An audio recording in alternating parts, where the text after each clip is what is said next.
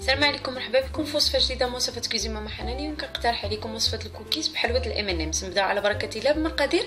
عندي 75 غرام ديال الزبده قطعتها مربعات وخاصكم حراره المطبخ لينه. عندي هنايا 70 غرام ديال حلوه الام&امز مهرشمه، اما كتقطعوهم بالموس ولا كتقدروا تستعملوا الطحانه. ما خصكمش تطحنوهم بزاف لان خصهم يبقاو هكا طريفات صغيورين باش منين يطيبوا يجيو باينين لنا في الوسط ديال الكوكيز. 50 غرام ديال السكر سنيده، 25 غرام ديال السكر البني، واحد البيضه. عندي هنا 150 غرام ديال الطحين غربلته، قبصه ملح، نص خميره ديال الحلوه، واحد الكيس ديال الفاني. والحلوه ديال الام&امز اللي غادي نحتاج بلاتي للتزيين. انا خديت واحد الاناء درت فيه ديك الزبده اللينه، غادي نخدمها شويه بيدي، عاد نزيد عليها السكر. نتوما كيف ما كتشوفوا لينه بزاف بهذا الشكل. نزيد السكر البني،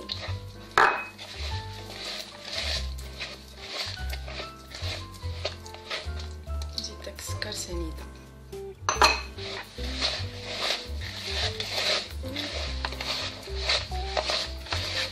الزبده مع السكر. غنضيف ديك البيضه،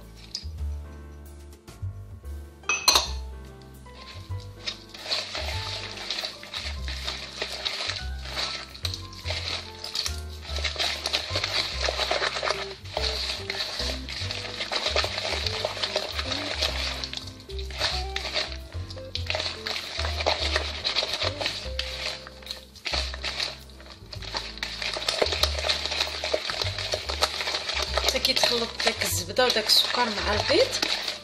عاد غادي نزيد انا ندير الخميره هنايا في الطحين، الملحه، داك الكيس ديال الفاني،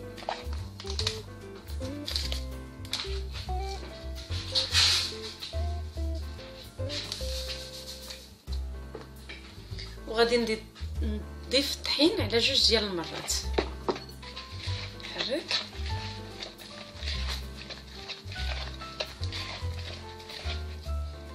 نزيد داك الطحين الباقي،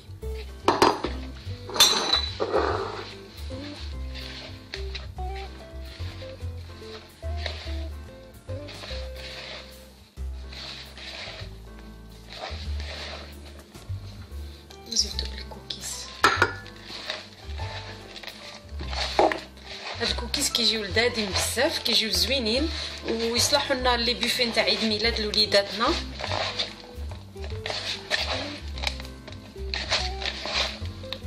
انا العجين ها هو وجد، انتما كيف ما كتشوفوا كيولي بحال اللي كيجي بحال اللي كيتلاصق هكا. مي انا غادي ندخلو شويه للثلاجه تشد راس هذيك الزبده هي الاول، عاد غادي نولي نروليه وندخلو المجمد عاد باش نقطعو. رشيت هنا الطبله بشويه ديال الطحين، غندير فيها هذا العجين. شي ملي كيدوز ملي كنديرو في الثلاجه واحد 4 ساعات كتشد ديك الزبده وكيشد حتى هو راسو. كنلويه هكا على شكل باكيت وكنلفف عليه لو فيلم اليمونتير وندخلو المجمد مده واحد نص ساعه باش يسهل عليا التقطيع ديالو، باش بلاتي منين نقطع يجيني كلهم متساويين ويجيوني مدورين ومزيانين. دابا غندير عليه هاد البلاستيك، هاد لو فيلم اليمونتير، ونزيد نلويه مزيان على هذا الشكل. غندخلو كونجيلاتور ونتلاقاو باش غادي نشوفوا التقطاع. كيف ما كتشوفوا انا خرجت العجين ديالي من المجمد، وجدت هنايا واحد اللاطه، سخنت الفران على 180 درجه، وغادي منين نقطعهم غادي يطيبوا تقريبا بين 10 حتى ل 13 دقيقه في الفران. غادي نحاول نقطع هذا الريس هنا ما يحتاجش. هانتوما كما كتشوفوا العجين ملي كيقصح في المجمد سمحوا لي، ملي كيقصح في المجمد كيسهل علينا التقطاع ديالو. كنقطعوا على هذا الشكل. هانتوما انا غادي ناخذ هنايا دوك الحلوه اللي ما هرمشتش قبيله، غادي نحاول نضغط عليها في الجنيبات هكا على حسب شنو ما بغيتي، كيف ما بغيتيو، 2 ولا 3 ديال الحبات على حسب الاختيار ديالكم على هذا الشكل. وغادي نستفهم في اللاطه، نقدروا نديروا حتى 3 ماشي مشكل لان العجين مازال غادي يسيح، وغادي تجي ديك الحلوه المنظر ديالها جميل بزاف. ونكمل التقطاع ديال العجين ديالي بهذا الشكل. وكيف ما قلت لكم بان الفران سخنته على 180 وغادي يطيبوا بين 10 حتى ل 13 دقيقه. نوريكم نزيد ندير وحده اخرين هنايا. كتخالفوا بالالوان، ساعات الالوان كتبقى اختياريه عندكم. يمكن تستغناو حتى على هاد الحلوه هكا الزايده، يمكن تستغناو عليها ماشي مشكل، لان راه العجين فيه ما يكفي من الحلوه لداخل. ندير على هاد الشكل. ودائما نتوما كتخالفوا في الالوان باش منين يطيبوا كيعطي واحد المنظر زوين. انا نوريكم هنايا على هاد الشكل. ودابا غادي ندخلهم للفران يطيبوا ونتلاقاو باش نشوفوا النتيجه النهائيه. كما كتشوفوا انا كملتهم في التقطاع. غير نسيت نقول لكم واحد الحاجه، هاد الحليوات ضروري ما تثبتوهم فوق العجين مزيان، لان خاصهم منين يطيبوا يتغرسوا في وسط العجين، ولا الا ما درتولهمش هكا ملي غادي يطيب غادي تبقى ديك الحلوه بوحديتها ما غاديش تلصق في العجين مزيان. دابا انا غادي ندخلها للفران مسخن على 180 مده 12 حتى 13 دقيقه، ونتلاقاو باش نشوفوا النتيجه النهائيه.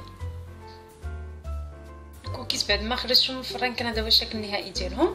كيخصكم تخليهم ضروري حتى يبردوا مزيان نهائيا، عاد تزولوهم. انا نزول لكم هنايا وحده، هانتوما كيف ما كتشوفوا ملي كتزولوهم هما مازالين سخانين كيبقاو لاصقين شويه في اللاطه، كيوليو على هذا الشكل. كيجيو في المنظر ديالهم زوين بزاف، وحتى في المذاق كيجي رائع. تقدروا تستعملوهم لي بوفي نتاع اعياد الميلاد لوليداتكم.